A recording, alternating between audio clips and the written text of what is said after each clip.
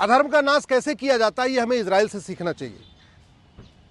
Israel में आज एक भी कोई देश के खिलाफ जासूसी नहीं करता, देश के साथ गद्दारी नहीं कर सकता।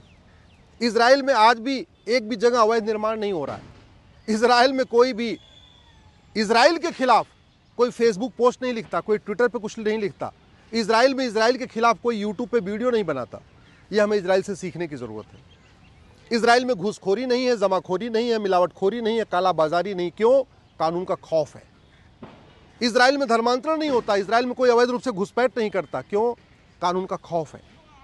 इजराइल में कोई जासूसी नहीं करता, गद्दारी नहीं करता। क्यों? कानून का खौफ है। हम लोग कहते रहते हैं धर्म की जय हो, अधर्म का नाश हो, प्राणियों में सद्भावना हो, विश्व का कल्याण हो। लेकिन अधर्म का नाश कैसे होगा उसके लिए हम कभी नियम कानून बनाते ही नहीं। जब तक अधर्म का नाश नहीं होगा तब तक धर्म की जय नहीं होगी। जब तक अधर्म का नाश नहीं होगा तब तक प्राणियों में सद्भावना नहीं होगी। जब तक अधर्म का नाश नहीं होगा तब तक भारत का कल्याण नहीं होगा। जब तक अधर्म का नाश नहीं होगा तब तक न सबल भारत बनेगा, न सुरक्षित भारत बनेगा, न समावेशी भारत बनेगा, न शाश्वत भारत बनेगा, न सशक्त भारत बनेगा। कोई भी भारत नहीं बन पाएगा। सबसे ज़्यादा ज़रूरी है अधर्म का नाश। और धर्म की जय करने से अधर्म का नाश नहीं होता, बल्कि अधर्म का नाश करने से धर्म की जय होती है। और अधर्म का नाश होता है जब हमारी पुलिस व्यवस्था अच्छी हो, हमारी प्रशासनिक व्यवस्था अच्छी हो, हमारी न्यायिक व्यवस्था अच्छी हो, कठोर दंड मिले। और कठोर दंड ये नहीं 20 साल 30 साल के बाद, कठोर दंड मिले 3 महीने के अंदर, 2 महीने के अंदर, 1 महीने के अंदर। वो हमने व्यवस्था बनाई नहीं। आज की डेट में अगर भारत में जितनी समस्याएं हैं, इनमें से कोई भी समस्या इजराइल में नहीं है, कोई भी समस्या इसमें से सिंगापुर में नहीं है। जितनी समस्याएं भारत में हैं, इसमें से बहुत सारी समस्याएं दुबई में नहीं है, चीन में नहीं है, जापान में नहीं है। जानते हैं क्यों? क्योंकि उन्होंने कठोर कानून बनाया हुआ है, अच्छी पुलिस व्यवस्था बनाई है, नार्को पॉलीग्राफ ब्रेन मैपिंग कानून बनाया है। वहाँ किसी को सज़ा देने के पहले 1000 गवाहों की ज़रूरत नहीं होती है। सिंपली नार्को टेस्ट करते हैं, पॉलीग्राफ टेस्ट करते हैं, ब्रेन मैपिंग करते हैं और सीधे सज़ा दे देते हैं। भारत में तो आपको 400 गवाह, किसी को सज़ा दिलवाने के लिए कम से कम 100 गवाह खड़ा करना पड़ेगा। 100 गवाह ढूंढना बड़ा मुश्किल हो जाता है। तो फिर होता है क्या है, सबूत के अभाव में जो अपराधी है छूट जाते हैं। न्यायिक व्यवस्था इतनी भ्रष्ट हो चुकी, इतनी सड़ चुकी है कि जो दोषी हैं वो बेल पे है और जो निर्दोष हैं वो जेल में है। ये भी चल रहा है यहाँ पे। क्योंकि हमने न गुलामी की पुलिस व्यवस्था बदली, न गुलामी की प्रशासनिक व्यवस्था बदली, न गुलामी की न्यायिक व्यवस्था बदली, न गुलामी का हमने नियम कानूनों को बदला। वही चल रहा है, वही सोच। कभी हम, चाहे वो संसद हो चाहे सुप्रीम कोर्ट, कभी हम किसी समस्या के मूल कारण पे चर्चा ही नहीं करते। किसी समस्या के अस्थायी समाधान की चर्चा ही नहीं करते। चाहे संसद हो या सुप्रीम कोर्ट, कभी हम इस बात की चर्चा नहीं करते कि भारत में गुलामी के पहले की न्यायिक व्यवस्था कैसी थी, गुलामी के पहले की प्रशासनिक व्यवस्था कैसी थी, आखिर भारत की जीडीपी 40% क्यों थी, हमारी क्या ऐसी व्यवस्था थी, लोग यहाँ ईमानदारी से रहते थे। आखिर क्या कारण है कि भारत में हर चीज़ झूठ हो रही है। लेकिन सिंगापुर, दुबई और चीन, जापान में ऐसा नहीं होता। भारत में झूठी शिकायतें हो रही हैं, लाखों लोग परेशान हैं। झूठी एफआईआर हो रही है, लाखों लोग परेशान हैं। झूठी गवाही के कारण लाखों लोग परेशान हैं। झूठे फैसलों के कारण लाखों लोग परेशान हैं।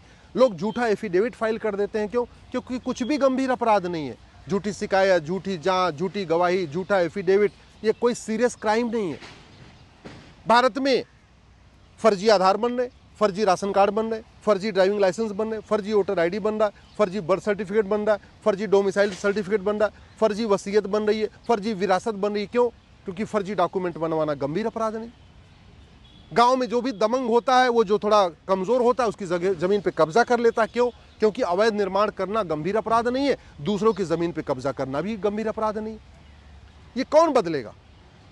आखिर इजराइल की हम बात करते हैं, इजराइल से हम क्या सीखते हैं? अरे इजराइल तो अपने दुश्मनों को विदेशों में भी मार देता है। अभी आप देख लीजिए, उसने इजराइल के अपने दुश्मनों को उसने खत्म कर दिया। अपने उसके जो दुश्मन देश के बाहर बैठे हैं उनको भी वो टारगेट करता है। और हमारे देश में हजारों की संख्या में देश विरोधी नेता, अभिनेता, लेखक, बुद्धिजीवी, पत्रकार, कलमकार घूम रहे हैं खुले आसमान में, और हम उनको तिहाड़ में नहीं डाल पा रहे। हम कहते रहते हैं फलाने नेता विदेश में जाके ये बोल रहा है, फलाने नेता यहाँ ये बोल रहा है, फलाने नेता ये बोल रहा है, फलाने यूट्यूबर देश विरोधी है। अरे भैया, अगर देश विरोधी है तो तिहाड़ में क्यों नहीं, बाहर क्यों घूम रहा है? अगर कोई नेता दिन भर झूठ बोलता है तो वो जेल में क्यों नहीं हो, बाहर क्यों घूम रहा है? हम इसकी चर्चा नहीं करते। हम बोलते रहते हैं धर्म की जय हो, अधर्म का नाश हो, प्राणियों में सद्भावना, विश्व का कल्याण हो। लेकिन सच्चाई है, धर्म की जय करने के लिए हमने शिक्षा व्यवस्था आज तक बदली नहीं है। वही मैकाले शिक्षा, वही मिशनरी शिक्षा, वही मदरसा शिक्षा आज भी चल रही है। तो धर्म की जय कैसे होगी? हम कहते हैं अधर्म का नाश हो। अधर्म का नाश करने के लिए हमने पुलिस व्यवस्था, प्रशासनिक व्यवस्था, न्यायिक व्यवस्था को बदला नहीं। सब कुछ गुलामी वाला चल रहा है, अधर्म का नाश नहीं हो रहा है। प्राणियों में सद्भावना हो, कैसे प्राणियों में सद्भावना हो जाएगी? अरे एक स्कूल में वसुधैव कुटुंबकम सिखाया जा रहा है, नारी तू नारायणी सिखाया जा रहा है, सर्वधर्म संभाव सिखाया जा रहा है, जननी जन्मभूमि से सिखाया जा रहा है। और वहीं दूसरे स्कूल में यह सिखाया जा रहा है कि भारत का त्यौहार मनाना, भारत की परंपराओं को मानना, भारत की वेशभूषा को पहनना, ये सब हराम है। वहीं दूसरे स्कूल में सिखाया जा रहा है कि आप भारत का कुछ भी मत मानिए, न वंदे मातरम बोलिए, न भारत माता की जय बोलिए, न होली मनाइए, न दिवाली मनाइए, न दशहरा मनाइए। वहीं दूसरे स्कूलों में सिखाया जा रहा है कि आप जब जहाँ गणेश जी का पंडाल लगे वहाँ पत्थरबाजी करो। वहीं दूसरे स्कूलों में सिखाया पाक नापाक सिखाया जा रहा है, हराम हलाल सिखाया जा रहा है। प्राणियों में सद्भावना कैसे आएगी? अरे प्राणियों में सद्भावना तब आएगी जब भारत में समान शिक्षा होगी, यूनिफॉर्म एजुकेशन सिस्टम होगा, एक देश एक शिक्षा बोर्ड होगा, एक देश एक पाठ्यक्रम होगा, सबके बच्चे एक किताब पढ़ेंगे। हिंदू, मुस्लिम, पारसी, ईसाई की किताब एक होगी, ब्राह्मण, क्षत्रिय, वैश्य, दलित की किताब एक होगी, कलेक्टर और क्लर्क की किताब, बच्चे की किताब एक होगी। जब कांस्टेबल और कप्तान के बच्चे की एक किताब होगी, मजदूर और मालिक के बच्चे की एक किताब होगी, तब तो आएगी प्राणियों में सद्भावना। और भारत का कल्याण कैसे होगा जब तक भ्रष्टाचार खत्म नहीं होगा? भारत का कल्याण कैसे होगा जब तक घुसपैठ नहीं खत्म होगी, धर्मांतरण नहीं रुकेगा, अवैध निर्माण नहीं रुकेगा? घुसपैठी आते जा रहे, 2000 में अंदर आते हैं, 2-2 हज़ार रुपए में ration card, driving licence, voter ID, birth certificate बनवा लेते हैं। 12 से 15 हज़ार रुपए में वो 5-6 डॉक्यूमेंट बनवा लेते हैं, बाद में बैंक में खाता खोल लेते हैं और सारी योजनाओं का लाभ ले रहे हैं। मुफ्त में राशन ले रहे हैं, मुफ्त में अनाज ले रहे हैं, मुफ्त में जो है मकान ले रहे हैं, वजीफा ले रहे हैं, सब कुछ तो ले रहे हैं घुसपैठी। और हम कह रहे हैं कि भारत का कल्याण, कैसे भारत का कल्याण हो जाएगा? भारत का कल्याण करना, जनसंख्या नियंत्रण कानून बनाना चाहिए, हमने किया नहीं। भारत का कल्याण होगा जब नशा नियंत्रण कानून बनाना चाहिए, हमने किया नहीं। भारत का कल्याण होगा जब अश्लीलता पे कंट्रोल होगा, हमने कानून बनाया नहीं। भारत का कल्याण तब होगा जब धर्मांतरण रुकेगा, हमने कठोर कानून बनाया नहीं। भारत का कल्याण तब होगा जब घुसपैठ रुकेगी, हमने कठोर कानून बनाया नहीं। भारत का कल्याण तब होगा जब अवैध निर्माण रुकेगा सरकारी ज़मीनों से, हमने बनाया नहीं। भारत का कल्याण तब होगा जो अंग्रेज़ों ने यहाँ पे लाखों एकड़ ज़मीन चर्च को, मिशनरीज को बांट दिया था 1894 में कानून बना के, हमने वो ज़मीन वापस लिया नहीं।